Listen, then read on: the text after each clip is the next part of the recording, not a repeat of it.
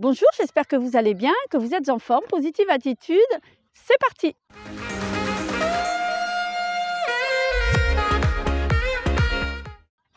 Alors, un nouveau sujet aujourd'hui, je vais parler de la relation AVS famille.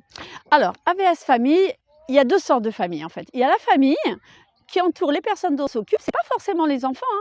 Ça peut être un entourage en fait, parce que parfois les personnes n'ont pas d'enfants, et ces personnes-là, parfois, alors par exemple le premier cas, alors la super famille.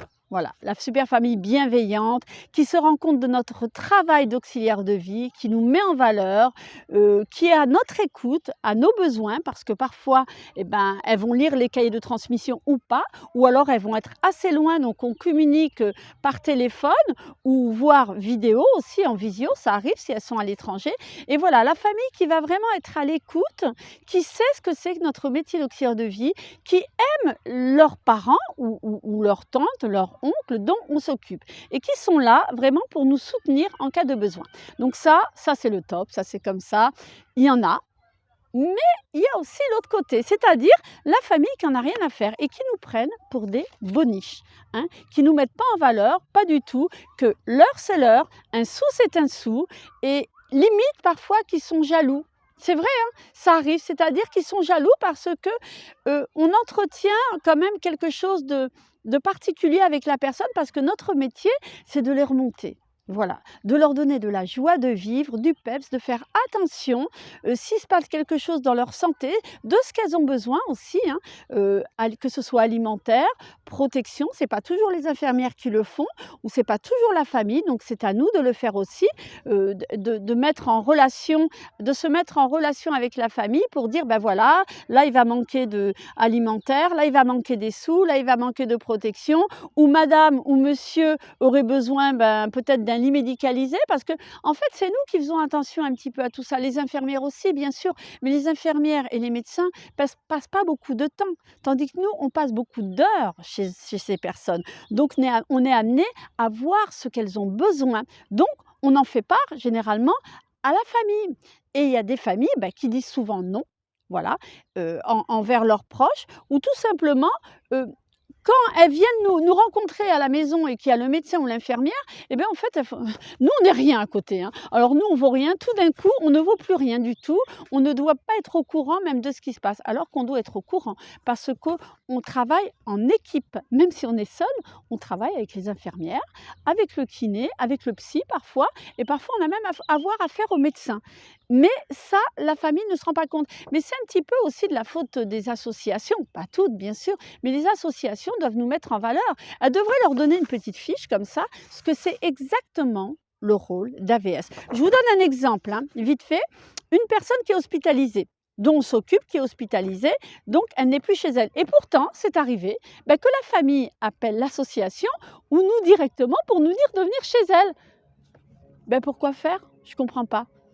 Parce qu'elles ont envie qu'on refasse tout, toute la poussière, qu'on change les draps, qu'on fasse limite de la peinture parfois aussi, ranger le garage, etc. Parce qu'elles ont payé la mission. Mais dans ce cas-là, il faut qu'elles appellent une société spécialisée dans le nettoyage ou le rangement ou une aide ménagère. Mais nous, on est auxiliaires de vie. Donc, il faut nous respecter en tant qu'auxiliaires de vie. Nous ne sommes pas des boniches.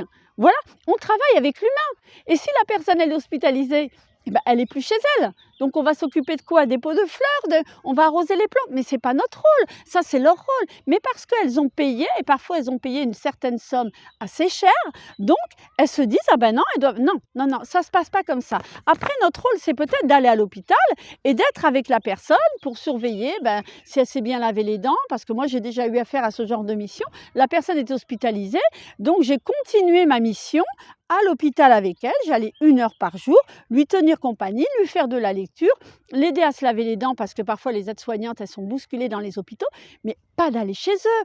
Les auxiliaires de vie doivent apprendre à se valoriser auprès des familles et savoir dire non. Voilà, on fait le métier d'auxiliaire de vie. On est là pour aider la personne dans tous les actes de la vie quotidienne. Mais quand elle n'est plus chez elle, on n'a pas à aller pour... pourquoi faire? Non, ça ne va pas. Il ne faut pas du tout faire. On est amené aussi à écouter les personnes. Donc la famille, par exemple, a décidé de mettre en maison de retraite les personnes âgées ou une personne, la maman, le papa, l'oncle, la tante, je ne sais pas. Et la personne ne veut pas, mais elle a le droit. Alors ça, il ne faut pas oublier ça. Donc nous, on a le droit de rien dire forcément. Nous, on est neutre, on est là, on s'occupe de la personne. Mais par contre, notre rôle d'auxiliaire de vie est de dire à la personne qu'il y a une charte pour les personnes âgées. Cette charte des droits et libertés de la personne âgée dépendante et en situation de handicap a été élaborée en 1987. D'accord? Elle a été actualisée en 2007. C'est les droits de la personne de respecter leur dignité et voir leurs droits qui soient respectés. Où est-ce qu'elles veulent vivre? Chez elles ou en maison de retraite? Elles ont le droit à la parole. À partir du moment où elles ont toute leur tête, elles ont le droit à la parole. Donc voilà, ce sujet, c'était la famille, donc les bonnes familles, hein, avec qui on peut bien correspondre, et les familles qui nous prennent pour des moins que rien. Voilà, qui ne nous considèrent pas du tout. Et ça, encore une fois, c'est à nous, les auxiliaires de vie, je le répète, c'est vrai que je me répète, mais il faut savoir se valoriser auprès de ces familles et savoir dire non quand les missions, elles sont trop compliquées, que la famille elle nous met des bâtons dans les roues pour s'occuper des personnes. Parce que quand une personne âgée n'a plus à manger chez elle et que la famille ne veut pas donner d'argent, mais il y a des numéros pour ça, hein, à appeler. Hein. Ça ne se fait pas. Déjà, on en parle à l'association, ça c'est sûr. Mais on ne doit pas laisser faire ce genre de choses. C'est pareil, il y a pour des familles, en fait, l'heure c'est l'heure. Hein. On arrive à telle heure et on part à telle heure. Mais encore une fois, nous ne travaillons pas dans des usines. C'est vrai que des associations mettent des téléphones, on doit biper avant de partir, on doit biper quand on arrive, on doit biper avant de partir. Moi, personnellement, je ne trouve pas ça bien.